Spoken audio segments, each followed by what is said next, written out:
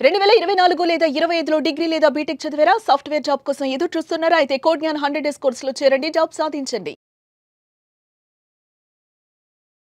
నమస్కారం రచితమైన పెళ్లి గారు. నమస్తే సిరి. మేడం, రిలేషన్‌షిప్‌లో మనం ఎన్నో రకాల అంటే డౌట్స్ కావచ్చు, లేదంటే వాళ్ళిద్దరి మధ్య జరిగే సంఘటనలు ఏ విధంగా సాల్వ్ చేసుకోవాలి అని ఎన్నో వీడియోస్‌లో ఇప్పటివరకు మనం చెప్పడం జరిగింది. అందులో భాగంగానే ప్రీవియస్ వీడియోలో ఒకళ్ళు కమెంట్ పెట్టడం జరిగింది. మేడం, నాకు తెలియకుండానే మా ఆయన నన్ను రెచ్చగొడుతున్నాడు. దానివల్ల నాకు కోపము, ఆ మూమెంట్‌లో నేనేం చేస్తున్నానో నాకు అర్థం కావట్లేదు. తీరా నేను ఒకసారి చూస్తే ఈ పాయింట్‌లో నేను ఇలా రియాక్ట్ అయ్యాను అని అనిపిస్తూ ఉంది. అసలు మన మనకి తెలియకుండానే ఎవరైనా కూడా రెచ్చగొడుతున్నారు అని మనం ఎలా ఐడెంటిఫై చేసి ఆ సిచ్యువేషన్‌ని హ్యాండిల్ చేయాలి అని అడుగుతున్నారు ma'am. Very nice. Actually the question is so అవేర్‌నెస్‌తో చేసిన క్వశ్చన్. అంటే ఒకళ్ళు చేస్తున్నారు. బట్ నేను అనుకోకుండా ఆ ఒక రియాక్ట్ ట్రిగ్గర్‌కి రియాక్ట్ రియాక్ట్ అవుతున్నాను. దానివల్ల ఇష్యూ పెద్దగా అయిపోతుంది. Absolutely this is a ball game. ఏంటంటే ఇది 80% ఇప్పుడు తను అన్నట్టు రెచ్చగొడతారు అంటే వీళ్ళెవరు అంటే నార్సిస్టిక్ పర్సనాలిటీస్. యాక్చువల్లీ నాకు అసలు అట్లా పేర్లు చెప్పడం కూడా ఇష్టం ఉండదు. ఇది పర్సనాలిటీ అని ఏదో ఒక పేరు కావాలి కాబట్టి వాళ్ళకి అది పెట్టడమే కానీ వీళ్ళకేంటి అనంటే జనరల్‌గా ప్రపంచంలో జరిగేదే ఇది. ఏంటంటే రెచ్చ నీ యాక్షన్‌కి నా రియాక్షన్ ఉంటది. అంటే నువ్వు ఏదైనా ఒకటి చేస్తే దానికి నువ్వు ఇప్పుడు కింద నుంచి వచ్చి లగ్గిచ్చావు. కానీ నేను ఈడ్చి కొట్టా. సమాజానికి ఏం కనిపించింది? కొట్టడం కనిపించింది. బ్యూటిఫుల్లీ నేను మొన్న నాకు ఫేవరెట్ నాకు Sushmita Sen basically. It's not about beauty. Smart వేలో చాలా బాగా హుందాగా ఆన్సర్ చేస్తది. Somehow I pick her. I don't know why అని చెప్పొచ్చు. It's been 25 years. ఎదుటి వాళ్ళు ఎంత అంటే రూడ్‌గా, డిస్‌రెస్పెక్ట్‌గా, బత్తమీజీతోటి నిన్ను చేసినా నీ ఆన్సర్ మాత్రం రెస్పెక్ట్‌ఫుల్‌గా, అంత రూడ్‌గా అంటే మిస్‌బిహేవ్‌గా బత్తమీజీతోటి ఆన్సర్ చేయకుండా ఉన్నట్టయితే you one the relation, you one your self.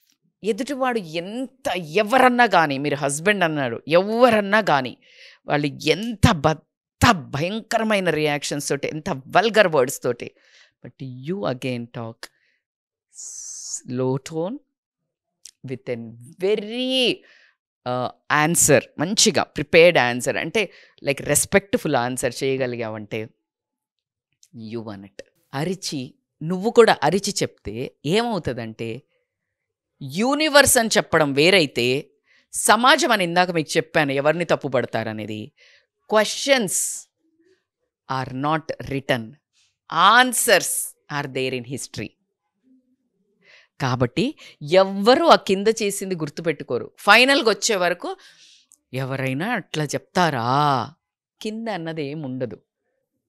For example నీ ఆత్మాభిమానాన్ని కొట్టేదంటే ఎన్ని రోజుల నుంచి రోజు రోజు రోజు రోజు రోజు నిన్ను అచ్చే బయటకెళ్ళు, వేస్ట్ మొహం దానివి, వేస్ట్, బయట ఎందుకు పనికిరావు, గట్టిగా అరుస్తున్నాడు రోజు. ఆమెకి భరించలేక అదే ఒక భయంకరమైన టోన్ తోటి నీవెంతుంటాయో నావే అంతే ఉంటాయి స్టార్ట్ చేసావంటే అంతం ఉండదు. ప్రతి మనిషిలో లోపాలు లేని మనిషి ఎవరైనా ఉంటారా? లేదు కదా. నీకు బంధం గొప్పదా, ఈ గోల ముఖ్యమా అని ఒక ఆలోచించినట్టయితే కరెక్షన్స్, క్రిటిసైజింగ్, గొడవలు కాస్త కరెక్షన్ వరకు వస్తుంది. లేదు నువ్వు ఎప్పుడూ వేస్ట్ అనో నిన్ను కరెక్ట్ చేసి నేను ఎదుగుతా, నేను గొప్ప అనిపించుకుంటా. ఎందుకు అనంటే ఈ బంధాల తప్పదు, నేనే కదా కింగ్, నేనే కదా క్వీన్. ఎవరైనా 80% 70% జెంట్స్ ఉంటారేమో, నేను ఇదేం చేసినా ఎక్కడికి పోదులే అనే అహంకారంతో ఎప్పుడైతే నువ్వు భార్యని తొక్కి పెట్టడం నేర్చావో, పిల్లిని కొడితే పులి అవుతుందని ఇవన్నీ సామెతలు ఊరికే పుట్టల. ఆ వర్డ్స్ ఏదైనా వస్తాయో దాన్ని అరవకుండా యాక్షన్లో పెట్టడం. కానీ ఇప్పుడు నువ్వు ప్రతిసారి అరుస్తున్నావు, చేతకందని నువ్వు అదే మాట అన్నావు, నువ్వు చేసావులే, నువ్వేం చేసావు, అది తట్టుకోలేడు, మళ్ళీ అరుస్తాడు. అప్పుడు యుద్ధ భూమి తయారవుతుంది, రణరంగం, ఇసురుకోటాలు, గొడవలు, మళ్ళీ సిగ్గు లేకుండా రేపు పొద్దునే కలిసిపోతాం. కానీ లోపల ఇద్దరికి స్కార్స్ పడుతుంటాయి. ఒక పిన్ను కూర్చింది, ఒక మాట ఒకసారి చిన్న గుండె సూది కూర్చున్నట్టు ఉంటుంది. గుండె సూది ఒక 2 రోజులు ఉంటుంది, 3 రోజులు ఉంటుంది, పోతుంది. మళ్ళీ చిక్కమంటుంది అప్పుడు నొక్కగానే. అప్పుడు విన్నప్పుడు కొన్ని బాణాలు బాణాలు పడతాయి. ఆ బాణాలు నీ లోపల స్కిన్ ఫస్ట్ లేయర్ కాదు, 7 లేయర్స్ ఉంటుంది స్కిన్. యాక్చువల్లీ 3 లేయర్స్ ఉంటుంది. బట్ మీసోడర్మా అదంతా మళ్ళీ లాంగ్వేజ్‌లో 3 దాటి వెళ్ళి నీ మజిల్స్‌తో కలిపి, కండరాలతో కలిపి 7 లేయర్లు ఉంటది. 7 లేయర్స్. ఆ లోపలికి వెళ్ళి నీ గుండె ఉంటుంది కదా! దాంట్లో లోపలికెళ్ళి గుచ్చుకుంటే బ్రతికున్నంత కాలం పోదు. ఇప్పుడు నేను మిమ్మల్ని కళ్ళు మూసుకొని ఈ వీడియో చూసే ఎవరినైనా ఒక్క నిమిషము, ఒకసారి నీ హర్ట్ భయంకరంగా నువ్వు మర్చిపోలేని సంఘటన అనగానే జస్ట్ పెట్టి రాయండి. 20 ఏళ్ళది కూడా రాస్తారు. అవును. అందుకే లేడీస్ ఎప్పుడు మొదలుపెట్టినా స్టార్టింగ్ నుంచి మొదలు పెడతారు స్టార్ట్ మేడం చేస్తారు. అంటే, నువ్వు ఎండ్ చేయలేదే, ఫుల్ స్టాప్ పెట్టలే. నువ్వు గోలను ఎండ్ చేయలేదే, నువ్వు మొత్తం మానేదాకా రాయలేదే ముందు, నీకు మానక ముందుకే తీసి పరిగెట్టడం స్టార్ట్ చేసావే, మళ్ళీ పెయిన్ వస్తుంది, మళ్ళీ పెయిన్ వస్తుంది, మళ్ళీ పెయిన్ వస్తుంది, అది టేర్ అయిపోతుంది. Great point ma'am. నీకు గోలా అని పక్కన పెడతారు కానీ గోల గోల ఇప్పుడు మాస్క్ వేసేసా జస్ట్ ఇట్లా ఇప్పుడు మందము కట్టు జస్ట్ ఇట్లా క్రేప్ బ్యాండేజ్ కట్టి నడిపియండి. నడిపించింది నడిపించింది ప్రతిసారి క్రేప్ బ్యాండేజ్ అంటున్నావు. అది లాస్ట్కి డాక్టర్ చెప్తాడు, అమ్మ ఇంక ఇప్పుడు నువ్వు నడవలేవు, పూర్తిగా బెడ్ రెస్ట్ 6 నెలలు సంవత్సరం బెడ్ ఎక్కి పడుకు. నువ్వు ఆ రోజు కనుక 15 రోజులు రెస్ట్ ఇస్తే అయిపోయేది మొత్తం హీలింగ్. అలా నువ్వు మనస్సును కూడా ఈ మధ్య ఇగ్నోర్ కొన్ని రోజులైతే మర్చిపోతుంది, ఇప్పుడు వెళ్ళిపోతాయి. ఇప్పుడు ఫోన్ మాట్లాడతా, వచ్చినాక మాట్లాడదాం, ఈలోపు ఎవరో ఒకరు వస్తారు, ఈలోపు ఇంకో పెద్ద సమస్య వస్తుంది ఆమెకి, సర్లే పిల్లలది ఎగ్జామ్ ఉంది, సర్లే ఎగ్జామ్ తోటి కథం ఆమె క్యారీ ఆన్ అయిపోతుంది, ఈయన క్యారీ. జెంట్స్కి కూడా అయ్యి ఉండొచ్చు 20-25%. నేను అందుకనే ఎప్పుడు జెండర్ డిస్క్రిమినేషన్ ఈ మధ్య చేయట్లేదు, ఎందుకంటే మనకు సమాజంలో వింత వింత పోకడలు కనిపిస్తున్నాయి కాబట్టి నేను జెంట్స్ది కూడా చెప్తున్నాను. సడన్గా మా ఆయన పట్టించుకోవట్లేదు మేడం, ఆయన సైలెంట్ అయిపోయాడు మేడం అని అంటే, నువ్వు మాటలతో ఎంత హర్ట్ చేసావో. ఒక మగాడికి ఉండే మగతనం అంటే it's not about sex, all these non sense. I'm not talking about that.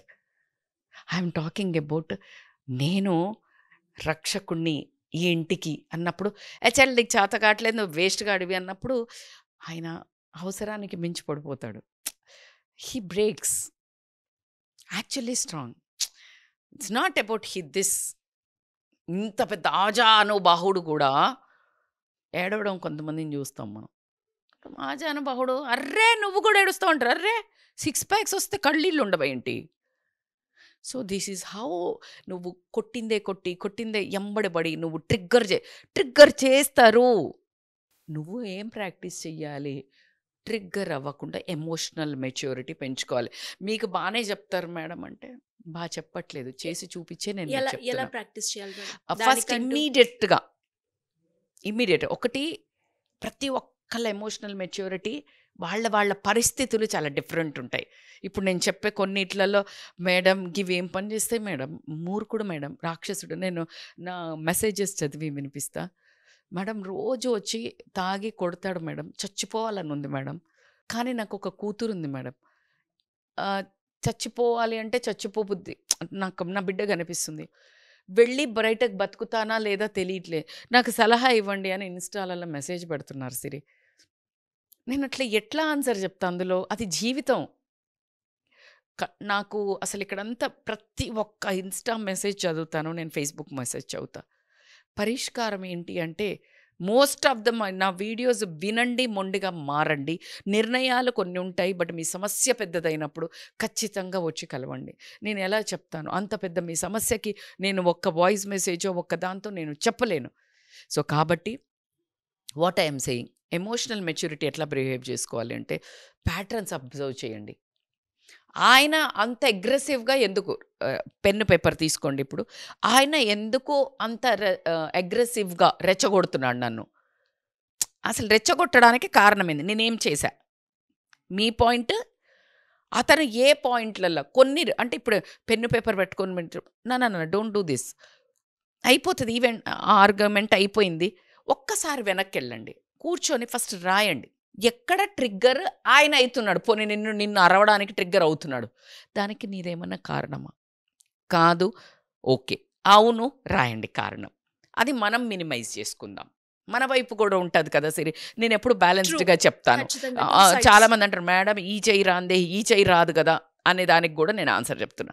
So you always right. లేదు మేడం ఆయనే బయట పోయి ట్రిగ్గర్ అయ్యి వస్తాడు. ఆయన ట్రిగ్గర్ అయినప్పుడు నీ ఒక రెస్పాన్స్ని ఎవరి చేతిలో, ఆయన ట్రిగ్గర్ని అయితే నువ్వు కంట్రోల్ చేయలేవు, ఆయన అరవడాన్ని నువ్వు కంట్రోల్ చేయలేవు. నీ చేతిలో ఏముంది, నీ రెస్పాన్స్ ఉంది. రెస్పాన్స్ ఇస్తావా రియాక్ట్ అవుతావా, అది బేకార్ రియాక్షన్, అది బేకార్ అన్ను. ఆయనది కూడా వర్త్ఫుల్ అనుకుందాం మనం కొన్ని రోజులు. ఎందుకంటే నేను ఎవరిని తీసేయదలుచుకోలేదు ఈ మధ్యలో. ఎందుకంటే కొంతమంది మూర్ఖంగా బిహేవ్ చేసేవాడు, కొంతమంది రీజన్ ఉందంటారు. ఆ రీజన్ యాక్చువల్లీ వ్యాలిడ్ కాదు. నువ్వు పిచ్చుక మీద బ్రహ్మాస్త్రం, నువ్వు అత్త మీద కోపం, దుత్త మీద అనవసరం. బట్ స్టిల్ కన్సిడర్ చేద్దాం. నీ రెస్పాన్స్ ఎవరి చేతిలో ఉంది, నీ చేతుల్లో ఉంది. ఆ ఎమోషనల్ మెచ్యూరిటీకి రావాలి అని అంటే ఇవి అబ్జర్వేషన్, సెల్ఫ్ అవేర్నెస్ ఇంపార్టెంట్. గొడవ ఎందుకు జరుగుతుంది, ఏం జరుగుతుంది, ఇది నా సంస్థానంలో దొంగలు పడుతున్నారు, ఎవరో వచ్చి మోసం చేస్తున్నారు, ఒక కైకి వచ్చి ఒకళ్ళ మీద చెప్తోంది అని అంటే నేను అంతా నాది గందరగోళంగా ఉంది నా life. Let me take the situations under control. Women will have. సరే ఈయన ఇంత చేస్తున్నాడు కదా, అరుస్తాడు కదా, ఈ టైంలో అరవకుండా ఉండాలి, అరిచినా నేను రియాక్ట్ కావద్దంటే కొంచెం పాజిటివ్గా కామ్ డౌన్ అవుతా.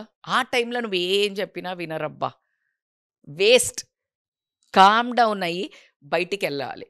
మేడం ఒక్క మంత్రం చెప్పండి మేడం అంటే ఒక చిన్న స్టోరీ. ఐ నో టైమ్ పెద్ద వీడియోస్ అవుతాయి నావి, బికాజ్ నేను ఆల్వేస్ సొల్యూషన్ ఓరియంటెడ్ అడిగారు.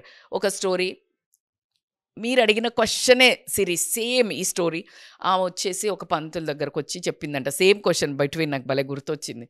వచ్చి పంతులు గారు, స్వామీజీ నాకు అన్నీ ఉన్నాయి, అంత మంచిగా ఉంది స్వామీజీ, కానీ నేను వాళ్ళు ఏదైనా కోపంగా అంటే నా రియాక్షన్ వల్ల గొడవలు పెద్దగా అవుతున్నాయి, అంత ఎలా నేను దీన్ని కంట్రోల్ చేసి, నా కోపమే నాకు ఎలా అని అడిగిందంట.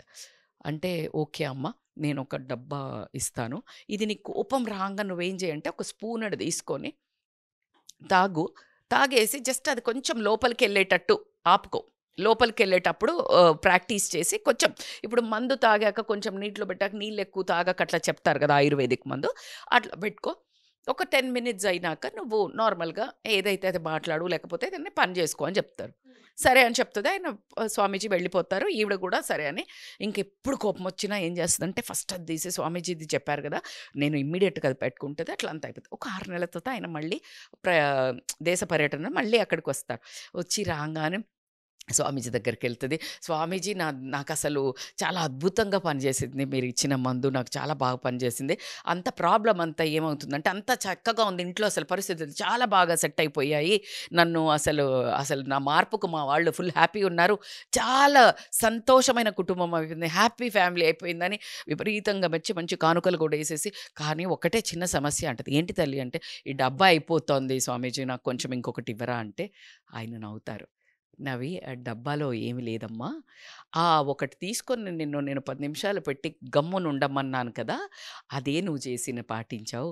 ఆ టైంలో నీ బుర్రలో ఏదైతే ఇమ్మీడియట్ ట్రిగ్గర్ అయ్యే రియాక్షన్ ఓరియంటెడ్ ఉందో అది కాస్త స్లో డౌన్ అయ్యి నువ్వు నర్వస్ సిస్టమ్ ఏదైతే ఫ్లైట్ ఆర్ ఫైట్ మోడ్కి వెళ్తుందో అది నీకు కామ్ డౌన్ అయిపోయింది. కాబట్టికే నువ్వు వివేకవంతంగా బిహేవ్ చేస్తున్నావు, కాబట్టి సొల్యూషన్ అండర్ కంట్రోల్లో ఉంది, నీ ప్రాబ్లం అని చెప్పారు. సో ప్రతి ఒక్కళ్ళు మీరు మేడం అసలు అక్కడే కంట్రోల్ ఉండదు కదా మేడం అని అంటే కనుక మెడిటేషన్, జర్నలింగ్ అనేది ఒకటి అలవాటు చేసుకోండి. మీ కోపం అయిపోయిన తర్వాత వెళ్ళి జర్నలింగ్ చేయండి. అసలు ఎట్లా పని చేస్తుందంటే, జర్నలింగ్ అంటే ఏంటి మేడం అంటే రాయటం, అసలు ఏం జరిగింది, ఆ కోపం వచ్చినప్పుడు మీ ఎమోషన్ని రాయండి. స్లో మీ ఈ కోపం ఏదైతుందో రియాక్షన్ ఓరియంటెడ్ నుంచి రెస్పాన్స్కి వస్తుంది. ఇదే పని మీరు అడిగిన క్వశ్చన్కి ఆన్సరు. అటువైపు కోపంగా ప్రతిదానికి అరిచే వాళ్ళు ఎవరైతే ఉంటారో వాళ్ళకు వినిపించండి. వాళ్ళకు కూడా ఒకటి చెప్తున్నా, మీరు కూడా ఆ కోపం ఎందుకు వస్తుంది, ఆ కోపం రావడం వల్ల మీ జీవితంలో ఎన్ని అనివార్య సంఘటనలు జరిగి, ఎంత సామాను పగిలి, ఎన్ని బంధాల మనస్సులు విరక్కొట్టారు, దానివల్ల మీ బంధం వీక్ అవ్వడమే కానీ స్ట్రాంగ్ అవ్వట్లేదు అనే ఒకదానికి మీ చేతుల్లోనే మీ ఉపాయం. జర్నలింగ్ చెయ్యండి, దానిలో నుంచి నేర్చుకోండి.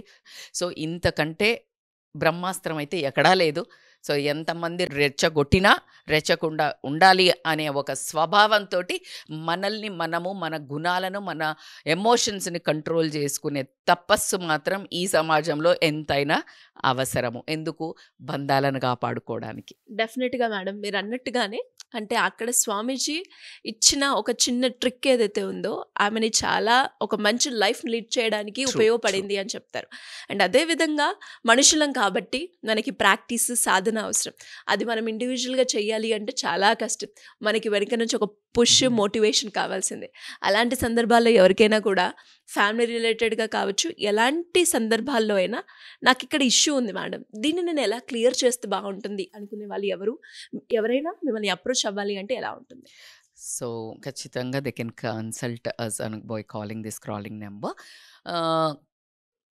ఖచ్చితంగా హెల్ప్ అవుతుంది. మీరు అన్నట్టు ఒక రోజుతో అవ్వదు. సాధన ఇంపార్టెంట్. సో దానికి accountability important, corrections important. Depending upon మీ ఇంట్లో వాళ్ళ ప్రవర్తనను బట్టి మనకు కూడా ఇంకా కొంచెం డోసేజ్ ఇంపార్టెంట్. కాబట్టి దే కెన్ కన్సల్ట్ అస్ అమ్మా. Thank you ma'am. Thank you so much. Thank you Siri.